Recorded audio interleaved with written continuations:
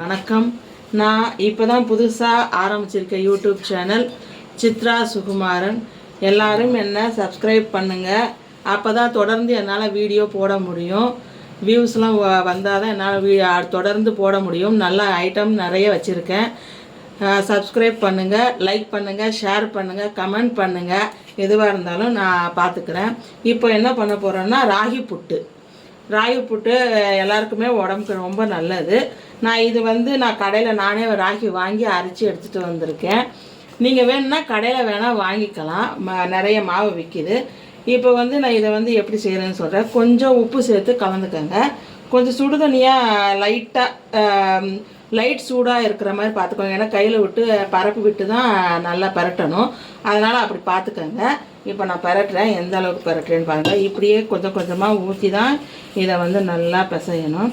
கட்டி சேராமல் நல்லா வர்ற மாதிரி நல்லா பிசையணும். பிசைஞ்சதுக்கப்புறம் தான் புட்டு சேவை ரொம்ப சாஃப்டாக நல்லா இருக்கும். இதுக்கு தொட்டுக்க நீங்கள் கொண்டக்கடலை கூட வச்சுக்கலாம். அப்படி இல்லைன்னா கூட நல்லெண்ணெய் ஊற்றி கொஞ்சம் சர்க்கரை போட்டு சாப்பிட்டிங்கன்னா கூட நல்லது.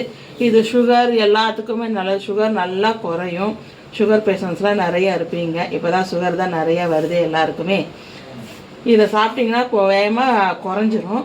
அதனால் இதை செய்கிறேன். சுகர் பேஷண்ட்டாக இருக்கிறவங்க அப்படியே கூட சாப்பிட்லாம். கொண்டக்கடலை வச்சு சாப்பிட்லாம். என்ன குழம்பு இருக்கோ அதை ஊற்றி சாப்பிட்லாம். நல்லா இருக்கும், சூப்பராக இருக்கும். இப்போ பாருங்கள் எந்த அளவுக்கு இருக்குது.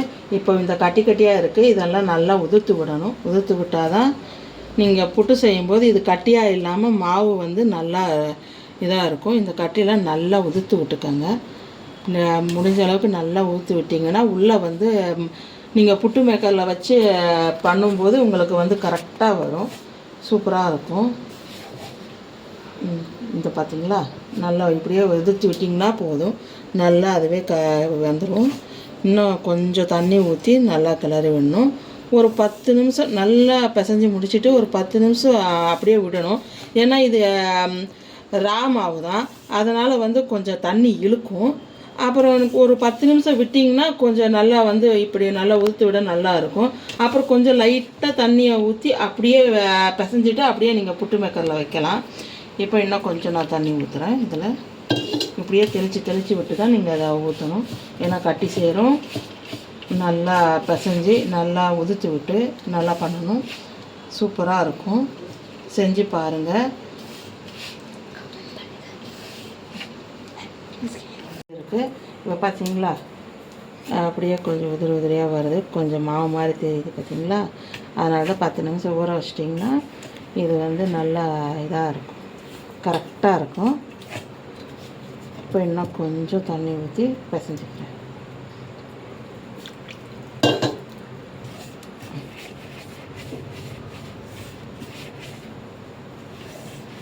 இப்போ நல்லா பிசையணும். கட்டி இல்லாமல் நல்லா உதிர்த்து விட்டுக்கணும். உதிர்த்து விட்டுக்கிட்டு அப்புறம் பண்ணால் கரெக்டாக இருக்கும்.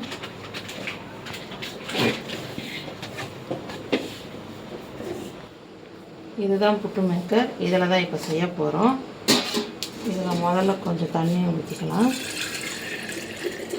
ஒரு அரை அளவு இருக்கிற வரைக்கும் பார்த்துக்கோங்க. நிறைய வேணாம், தண்ணி நிறைய வேணாம். பாதி இருக்கும்போது இந்த அளவுக்கு எடுத்துக்கிட்டிங்கன்னா போதும். அதுக்கு மேலே இருந்தால் தண்ணி மேலே கொதித்து வரும்போது மேலே படும். அது நல்லா இருக்காது, கரைஞ்சிடும் மாவு. இப்போ அடுப்பை பற்ற வச்சுக்கிறேன்.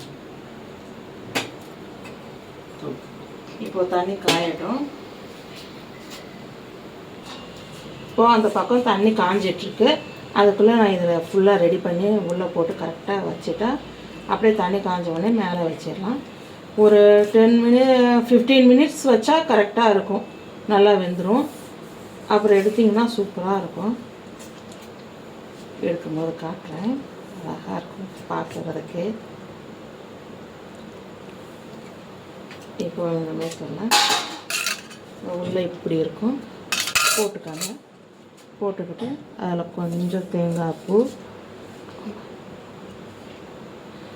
அப்புறம் இந்த மாவு கொஞ்சம்,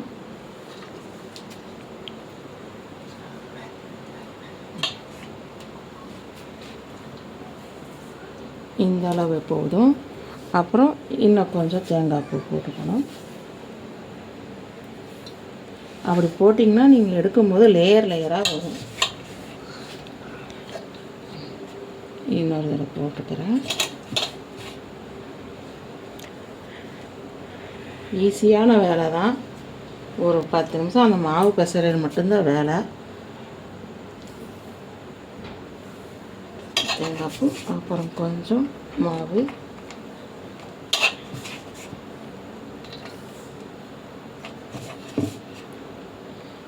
தட்டி தட்டி போட்டுறாதீங்க. அப்படியே உதிரி உதிரியாக இருக்கிற மாதிரி இருக்கணும். அப்புறம் வேகாது. அப்படியே உதிர்த்த மாதிரியே போட்டு விடுங்க. இந்த அளவு இருந்தால் சூப்பராக இருக்கும். இப்போ மேலே கொஞ்சம் தேங்காய் பூ.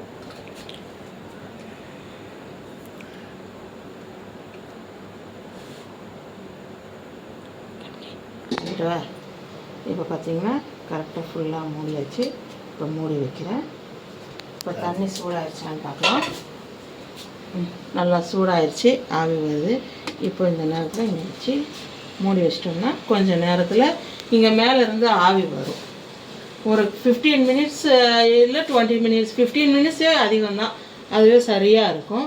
நீங்கள் நான் எடுக்கும்போது காட்டுறேன். 15 மினிட்ஸ் ஆகட்டும். லைக் பண்ணுங்கள், சப்ஸ்கிரைப் பண்ணிடுங்க. சப்ஸ்கிரைப் பண்ணாதுங்க, சப்ஸ்கிரைப் பண்ணுங்கள் ஃப்ரெண்ட்ஸ். அப்போ தான் நான் போடுற வீடியோ உங்களுக்கு வரும். லைக் பண்ணுங்கள், ஷேர் பண்ணுங்கள், கமெண்ட் பண்ணுங்கள். நல்லா ஆவி வந்துட்டுருக்கு. இப்போ 15 மினிட்ஸ் ஆயிடுச்சு. இப்போ எடுத்துடலாம்.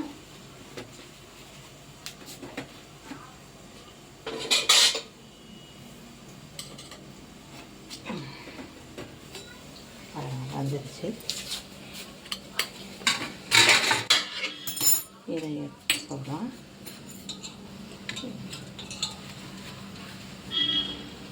பின்னாடி வச்சு நல்லா குத்தி விட்டிங்கன்னா வந்துடும். பார்த்தீங்கன்னா அப்படியே அழகாக வருது. தனித்தனியாக லேயர் லேயராக வரும். அவ்வளோதான்.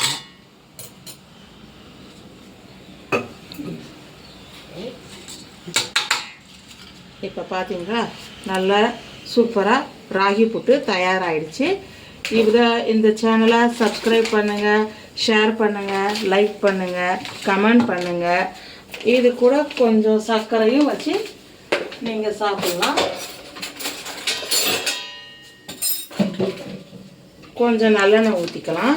நல்லெண்ணெய் ஊற்றிக்கிட்டு கொஞ்சம் சர்க்கரையும் வச்சு சாப்பிட்டிங்கன்னா நல்லாயிருக்கும். கொண்டக்கடலையும் வச்சுக்கலாம். கொண்டக்கடலை சாப்ஸ் மாதிரி போட்டு கூட நீங்கள் தொட்டு சாப்பிட்லாம். வீட்டில் எந்த குழம்பு இருந்தாலும் ஊற்றி சாப்பிட்லாம், நல்லாயிருக்கும். இந்த சேனலை சப்ஸ்கிரைப் பண்ணுங்கள், லைக் பண்ணுங்கள், ஷேர் பண்ணுங்கள், கமெண்ட் பண்ணுங்கள். சித்ரா சுகுமாரன் கிச்சன் சப்ஸ்கிரைப் பண்ணுங்கள் வியூவர்ஸ்.